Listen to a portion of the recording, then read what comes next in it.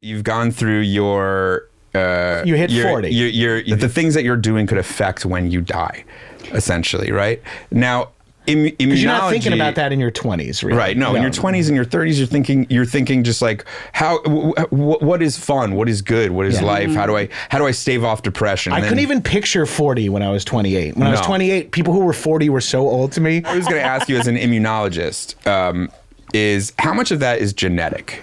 You know, like how screwed are we off the bat?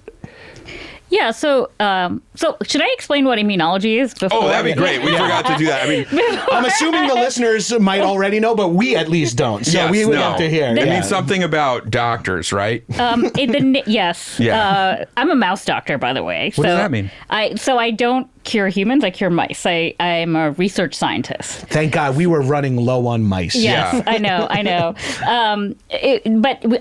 So essentially, my job. Let's take a step back. Like, where do your medicines come from? CVS. Oh, I just heard about this. Mostly Puerto Rico. But like who discovers them? Who tests them? Oh, that's a good question. Pfizer or the big pharma? So actually, the people who discover them are people like me. They're research scientists. Oh, right. Okay. And they're funded by the NIH. And we make these discoveries that are really unencumbered by a profit motive. What is the NIH? So the National Institutes of Health, America's laboratory, is government funded. Government funded. For now, I was going to say let's soon to be Amazon's NIH. Mark Cuban's going to run it. The Dallas Maverick NIH. But that's really scary. Oh yeah, it's terrifying. People always think that all of the new drugs in the world come from pharma, right? And the truth is, pharma is great at scaling up drugs. Mm-hmm. They don't make new discoveries. Right. If you want new drugs for the future, if you want to live forever, if you want to even understand what are the things that you can do in a scientific way, right? Not like I'm a billionaire and this worked for me. Right. In a really controlled, carefully studied way, you need the NIH. So I'm an NIH-funded scientist, and my job is to really test different interventions or try to understand disease, things like aging, things like chronic inflammation, and come up with new treatments that don't exist. So it's basically the future of medicine. Right. You are trying to find new medicine. Exactly.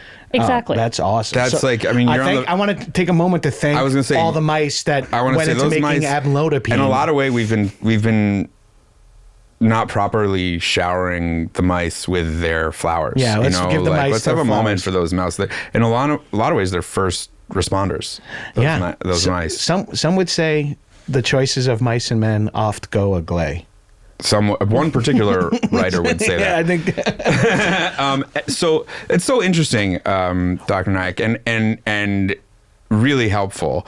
And so I'll go back to my question again because I'm interested in this part of it as well, because it feels like genetically people are always battling, right? Like people are saying, well, I don't metabolize that way, or this is just the way I'm built, or be happy with my body, or however it is. Or like everyone in my family has heart disease. Exactly. Yeah. Whatever it is, it's like there's a genetic, again, are you screwed from the jump? Yeah. So genetics does account for part of it, right? There are some diseases that are truly genetic. Like you can inherit certain types of genes that predispose you to cancer, and that's going to be a big no-no. Mm-hmm. But your environment, your lifestyle, all of these things also play a big role. And arguably, your environment and your lifestyle could be quasi-inherited as well. Yes. Like nature versus nurture. Like, if how predisposed you to alcoholism? Am I predisposed to alcoholism because I have the same brain as my dad, the same liver as my dad, or because I lived in the house that he was an alcoholic in for years? Mm-hmm. And so that is. So I guess I want to say I thought immunology was solely like the study of the immune system. I just want to come out there and say how wrong I was in my head. Well, I guess it's way more like ethically involved than that, right? Because in a lot of ways it's the study of one's immune system versus what they intake and what they right? Like it's like the battle of one's genetic immune system versus what they can do to elongate their life, essentially. I don't know why, but right now in my head, I have an image of a mouse with a sword and a shield and like a bunch of germs flying at it. Like a frontline warrior for health. Yeah, like I have an image of a mouse, like in the rubble of 9/11, in like a fire, in like, you know what I mean, like standing amongst the rubble of 9/11. You know? Wait. All right, this is a complete aside, and I'm sorry. Wait, would 9/11 had happened if... all these sides are about 9/11. Would 9/11 have happened if Mouse Wahlberg was there? Say hello to your cat for me. Oh, wait, I just want to clarify one thing. Immunology is the study of the immune system. Okay. Oh, so you were right, Yeah. Gabrus. And the immune system is, the reason I make new medicines is because the immune system is in every tissue of your body, everywhere. Every cell in your body has at one point touched an immune cell. And so it's part of every disease. And so oh, wow. Immunology is sort of that unifying field that brings medicine together. Oh, cool. I'm so happy to be right once. No, you were totally spot on. Mark it, it's the last time. Let's just print it.